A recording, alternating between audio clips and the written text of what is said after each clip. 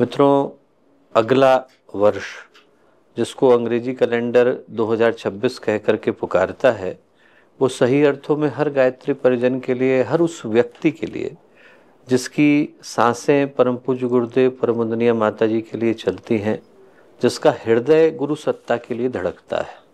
हर वो व्यक्ति जो साधक है, शिष्य है, प्रज्ञापुत्र है, वो जरा सोच करके, स्मरण करके उस छड़ी को, उस घड़ी को देखे जब पहली बार गुरुदेव माता जी से जुड़ने का अवसर मिला था। आंखें बंद करें हम लोग, ये सोचें कि उन्हीं के चरणों में, उन्हीं के पास बैठे हैं। तो हर वो व्यक्ति जिसकी सांसें, जिसका हृदय, जिसका अस्तित्व, जिसका व्यक्तित्व पूज्य गुरुदेव के लिए, वंदनीय माता जी के लिए समर्पित रहा, और जो एकांत के क्षणों में, आने वाले समय की आहटों में पूज्य गुरुदेव की, वंदनीय माता जी की भविष्यवाणियों को सत्य होता हुआ निश्चित रूप से अनुभव कर पाता है। हर ऐसे व्यक्ति के लिए सही कहूँ तो जो अगला वर्ष है वो शुभ के भाव को भी ला रहा है, कल्याण के भाव को भी ला रहा है, और सौभाग्य की त्रिवेणी को लेकर के आ रहा है। क्यों त्रिवेणी को लेकर के आ रहा है? क्योंकि पहले तो अखंड दीपक के प्राकट्य के 100 वर्ष हो रहे हैं। वो अखंड दीपक जिसके लिए कभी पूज्य गुरुदेव ने अखंड ज्योति में लिखा था कि शरीर का परिवर्तन होते ही हम साकार से निराकार हो जाएंगे और अखंड दीपक की ज्वलंत ज्योति में समा जाएंगे।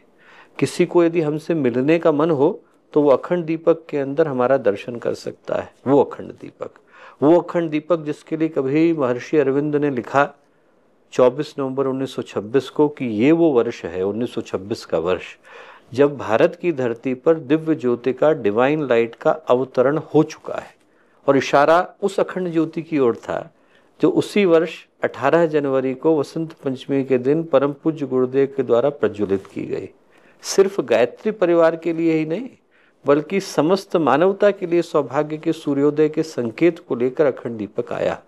और उस अखंड दीपक के प्राकट्य के 100 वर्ष हो रहे हैं। वो अंधेरा जो वर्षों से इस धरती की कक्षा के ऊपर विद्यमान था, उसको दूर करने का जो संकल्प, साधनात्मक संकल्प पूज्य गुरुदेव ने लिया, उसके प्राकट्य के 100 वर्ष भारत ही नहीं बल्कि विदेश के कोने कोने में जाकर माँ गायत्री की चेतना को प्रतिष्ठित करने वाली जगत वंद्य परम वंदनीय माता जी के धरती पर अवतरण के 100 वर्ष, और गुरुदेव की उस तप साधना के 100 वर्ष, जिसके कारण भारत ही नहीं बल्कि विश्व की परिस्थितियां नए सिरे से गढ़ी गई, लिखी गई, रची गई।